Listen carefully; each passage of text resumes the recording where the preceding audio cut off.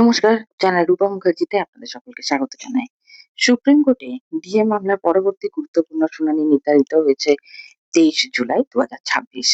Cause list অনুযায়ী মামলাটি একটি স্পেশাল বেঞ্চে তালিকাভুক্ত হয়েছে, যেখানে বিচারপতি সঞ্জয় কুমার এবং প্রশান্ত কুমার মিশ্র শুনানি করবেন।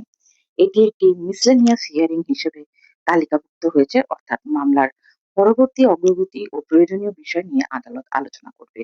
এদিকে রাজ্য সরকার পরিবর্তনের পর থেকেই অনেকেই আশা করেছিলেন যে ডিএ মামলা দ্রুত অগ্রগতি হবে, যদিও এখনো পর্যন্ত এই বিষয়ে সরকারিভাবে উল্লেখযোগ্য কোনো ঘোষণা আসেনি। তবে 23 জুলাইয়ের শুনানিকে অত্যন্ত গুরুত্বপূর্ণ বলেই কিন্তু মনে করা হচ্ছে। বিশেষ করে রাজ্যের সরকারি কর্মচারী ও পেনশনভোগীদের মধ্যে দীর্ঘদিন ধরেই একটি প্রশ্ন রয়েছে, ডিএ সংক্রান্ত বকেয়া, নিয়মিত প্রাপ্য এবং অন্যান্য আর্থিক সুবিধা নিয়ে আদালতের অবস্থান কি হবে। অনেকের অভিযোগ, কেন্দ্র ও রাজ্যের মহার্ঘ ভাতার ব্যবধান এখনো পুরোপুরি দূর হয়নি।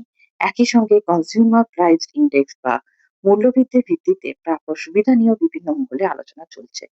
এই মামলার বিভিন্ন কর্মচারী সংগঠন নিজেদের বক্তব্য আদালতের সামনে তুলে ধরতে প্রস্তুত রয়েছে। পাশাপাশি নতুন রাজ্য সরকারের পক্ষ থেকে কি অবস্থান নেওয়া হবে সেদিকেও কিন্তু সকলের নজর থাকবে। সব মিলিয়ে 23 জুলাই 2026 শুনানি ডিএ মামলার ক্ষেত্রে একটি গুরুত্বপূর্ণ অধ্যায় হতে পারে।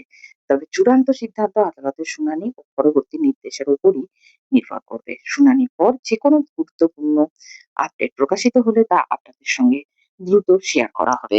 ভিডিওটি ভালো লাগলে লাইক করুন, শেয়ার করুন এবং এমন গুরুত্বপূর্ণ সরকারি চাকরি ও কর্মচারী সংক্রান্ত আপডেট পেতে চ্যানেলটি অবশ্যই সাবস্ক্রাইব করে পাশে থাকুন। ভালো থাকবেন। ধন্যবাদ। নমস্কার।